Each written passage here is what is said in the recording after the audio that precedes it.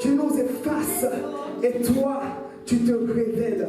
Sois loué dans le nom de Jésus. Est-ce que quelqu'un qui a été racheté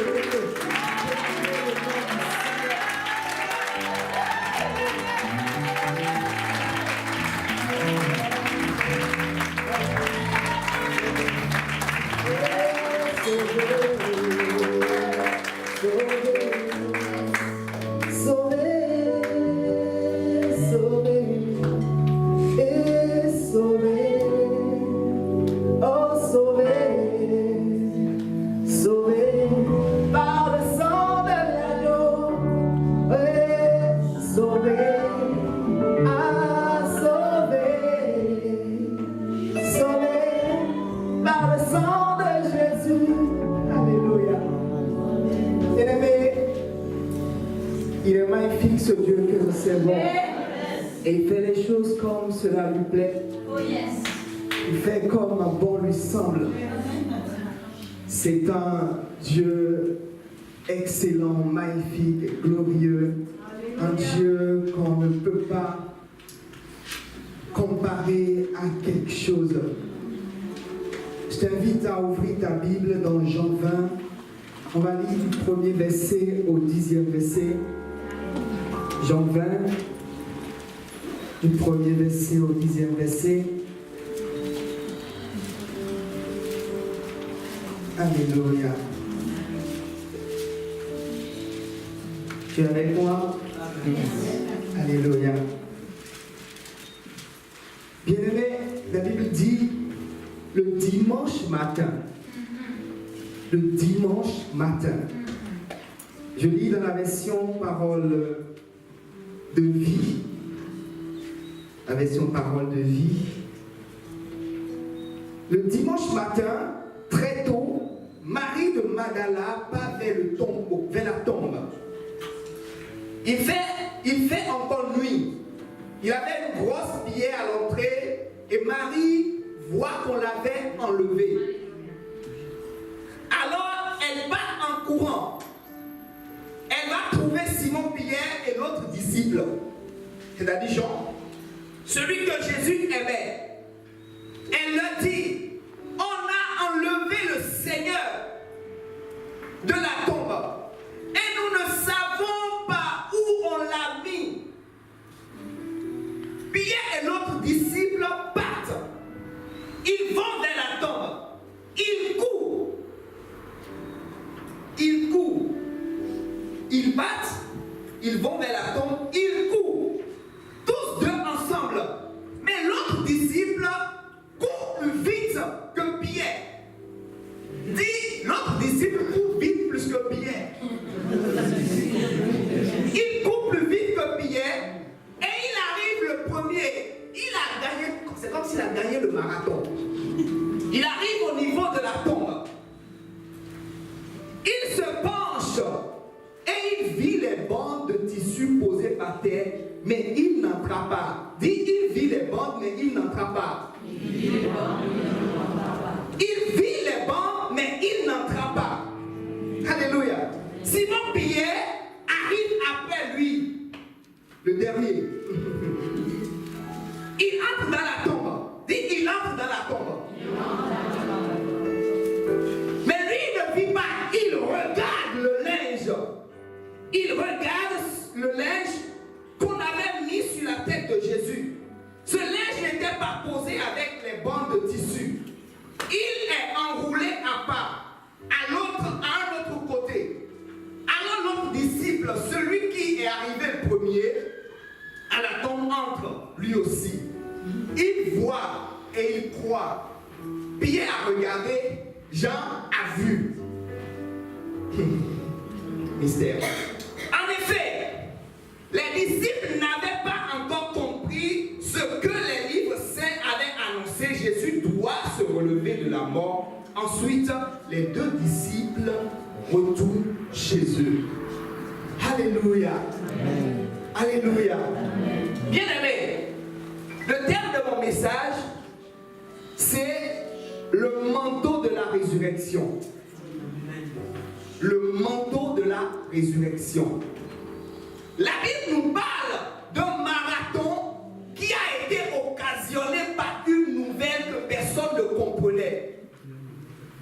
Jésus, il y a quelques jours, a été tué, crucifié et enterré.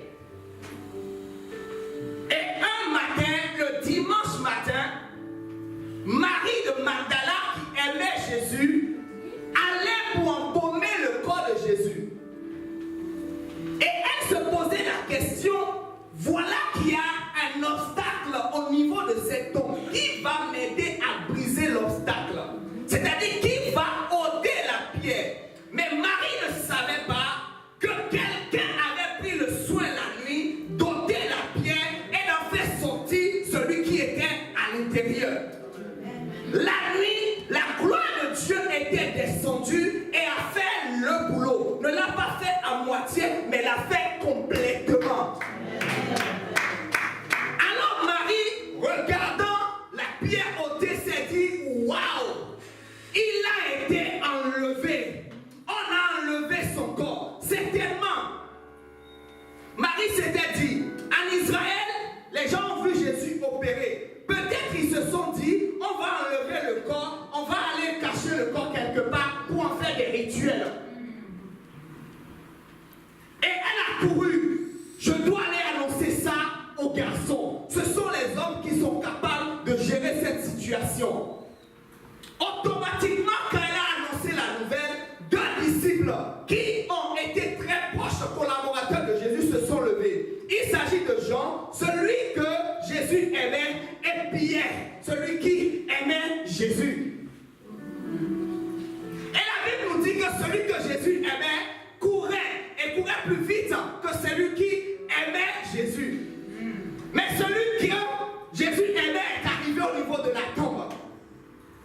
Et l'amour du Seigneur pour lui n'a pas été certainement égal à l'amour qu'il a pour le Seigneur pour pouvoir braver sa peur et entrer dans la tombe. Parce qu'il se disait, peut-être j'entre dans la tombe, je vais récolter un esprit de mort. Pierre est arrivé après lui et Pierre n'a pas calculé. Pierre n'a pas fait des calculs scientifiques ou spirituels ou ésotériques. Pierre est directement rentré dans la tombe. Pierre est rentré directement dans la tombe. Quelque chose s'est passé et le Saint-Esprit me l'a expliqué. Et je vais t'expliquer ça aujourd'hui. La Bible dit, Jean de loin a regardé et a vu le linge. Le verbe utilisé en grec pour désigner le mot voix de Pierre, c'était blépo. Mais il y a eu un autre verbe utilisé pour le voix de Pierre. C'est le verbe théoréo. La manière dont Jean a vu, ce n'est pas de cette manière que Pierre a vu. Pierre a vu avec les yeux de l'esprit, mais Jean a vu avec les yeux physiques. C'est pourquoi on n'a pas utilisé le même verbe en grec pour l'exprimer. Et je peux t'assurer que le Saint-Esprit m'a assuré que Pierre, entrant dans la tombe, a reçu un manteau. Et c'est ça, le Saint-Esprit appelle le manteau de la résurrection. J'ai étudié la vie des disciples. Mais je n'ai pas vu de disciples parmi ceux qui ont marché avec Jésus qui a impacté autant que Pierre. Ce n'est pas que Pierre a reçu une portion plus grande que les autres. C'est parce que Pierre a reçu le manteau de la résurrection. Il est rentré dans la tombe et en voyant le linge, quelque chose l'a impacté. La gloire de la résurrection était dans la tombe quand Pierre est rentré et Pierre a pris sur lui cette gloire, même sans le savoir. Et cette gloire va se déclencher et se multiplier quand il a reçu l'esprit, le baptême du Saint-Esprit. Alléluia. Bien-aimé, quand je parle du manteau, cela est plus visible quand on voit le prophète Élie et le prophète Élisée. La Bible nous dit que le prophète Élie allait pour être enlevé par le Seigneur. Et spirituellement, Élisée en était conscient. Et la jusqu'au dernier lieu. Jusqu'au dernier lieu. Vous savez, Pierre a renié Jésus. Mais j'ai lu dans le livre de Jean que Jean a accompagné Jésus jusqu'à la croix. Jean, il a accompagné Jésus jusqu'à la croix. Il était là. Quand Jésus a dit, mais voici ton fils, fils, voici ta mère. Mais il n'a pas touché la gloire de Jésus.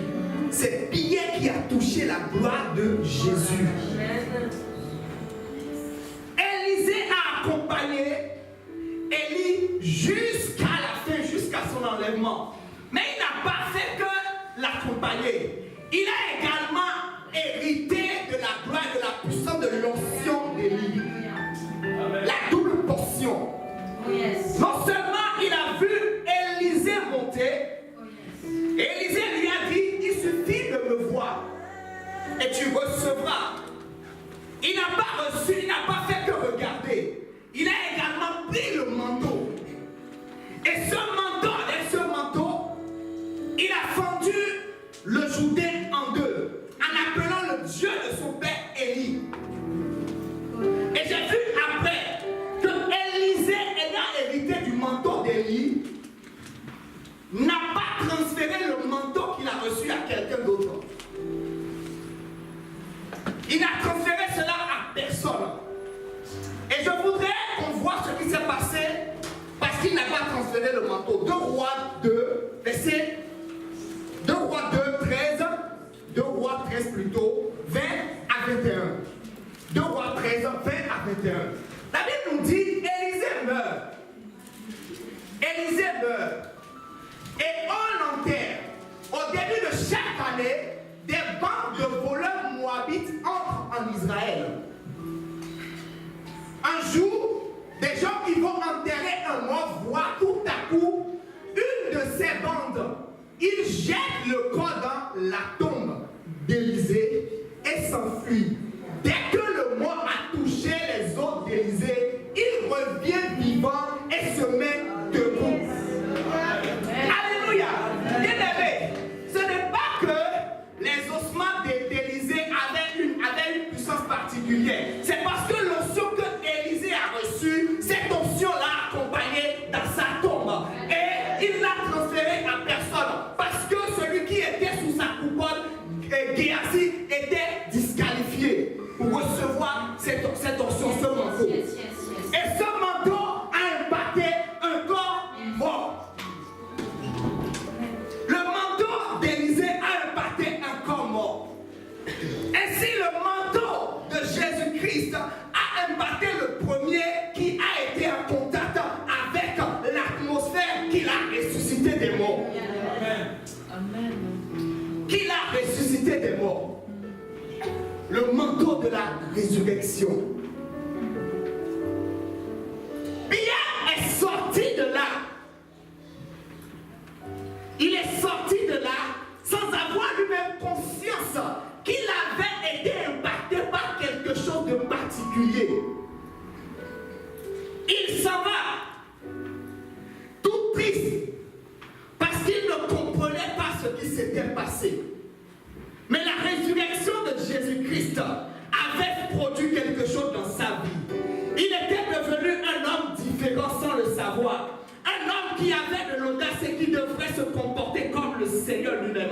Qui devrait agir dans la puissance, dans la dimension où son maître agissait.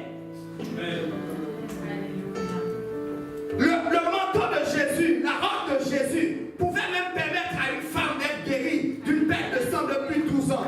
Mais au-delà, Jésus-Christ, je dis Jésus-Christ, Pierre, son ombre permettait à des gens d'être guéris. Amen. Amen. La robe de Jésus guérissait, mais l'ombre de Pierre guérissait. Yes. Yes. Il est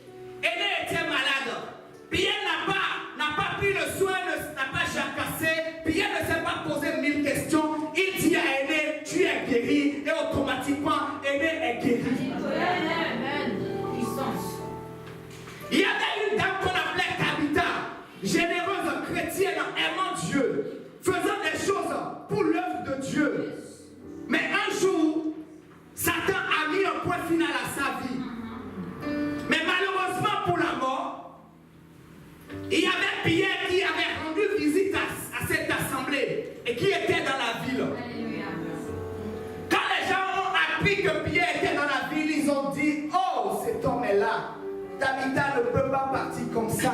Elle est encore utile pour l'église. Allons chercher Pierre. Ils sont allés chercher Pierre. Bien aimé, 3 personnes suivaient Jésus dans les moments les plus cruciaux. Quand Jésus devait opérer des miracles de résurrection, il ne gardait que 3 personnes, 3 de ses disciples. Jean, Pierre et Jacques. Alléluia. Mais la Bible me dit, parmi ceux-là, le seul que j'ai vu opérer dans la dimension de la résurrection, c'était Pierre. C'est Pierre. Pierre a été invité dans la maison de Tabitha. Pierre a été amené là où Tabitha était exposée. Pierre s'est juste agenouillé à prier. Et d'une seule voix, Tabitha, lève-toi. Et automatiquement, Tabitha se lève. Comme Jésus a dit, Tabitha, Koumi. Et automatiquement, la fille morte s'est levée. Alléluia. Pierre opère dans la même dimension.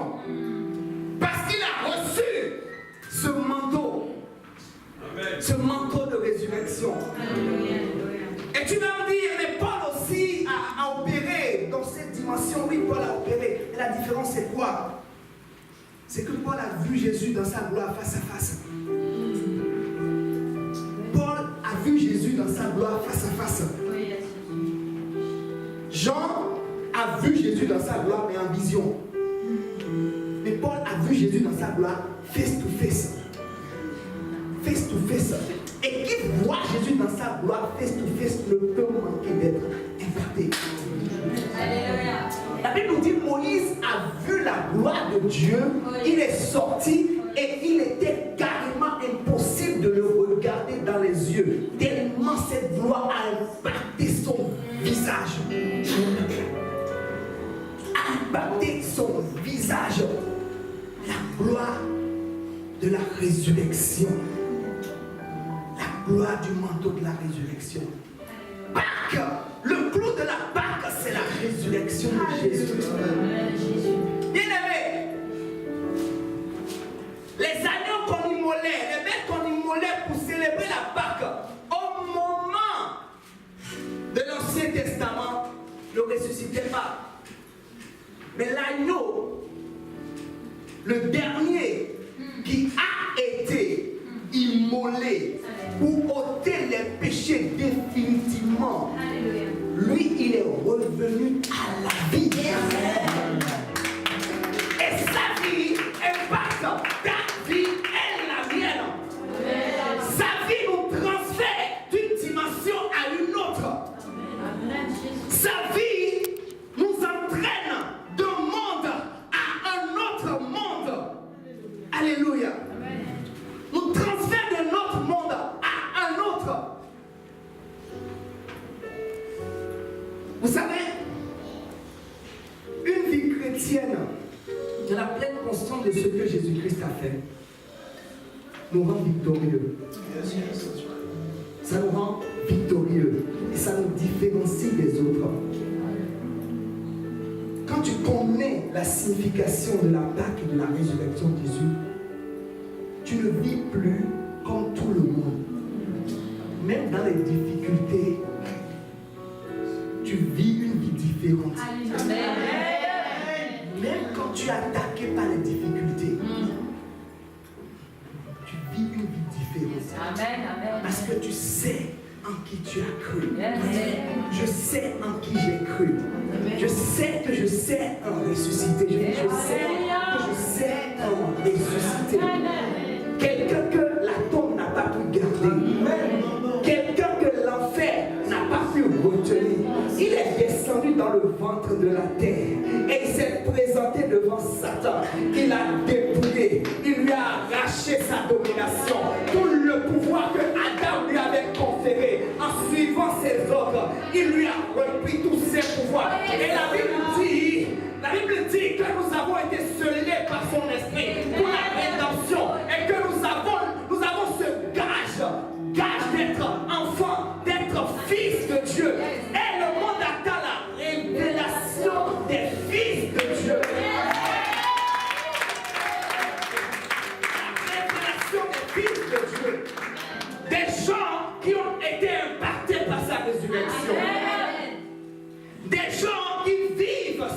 résurrection. J'ai horreur quand j'entends vous parler de la résurrection et puis quoi après? J'aime bien ce langage des Ivoiriens. Et puis quoi après? Vous savez, le désir du chrétien doit être de vivre la vie de Jésus. La vie de Jésus. Non seulement par les comportements, par les actes, mais par la démonstration. Amen. Par la démonstration. L'Église doit aspirer à ça. Et l'Église doit payer le prix pour ça. L'Église doit payer le prix pour ça. Si nous n'apprenons pas à payer le prix, nous allons vivre d'une manière et ce sont les autres qui vont manifester le faux.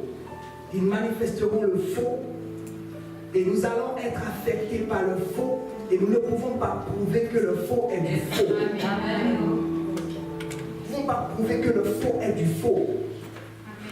Bien-aimés, le manteau de la résurrection a impacté Pierre.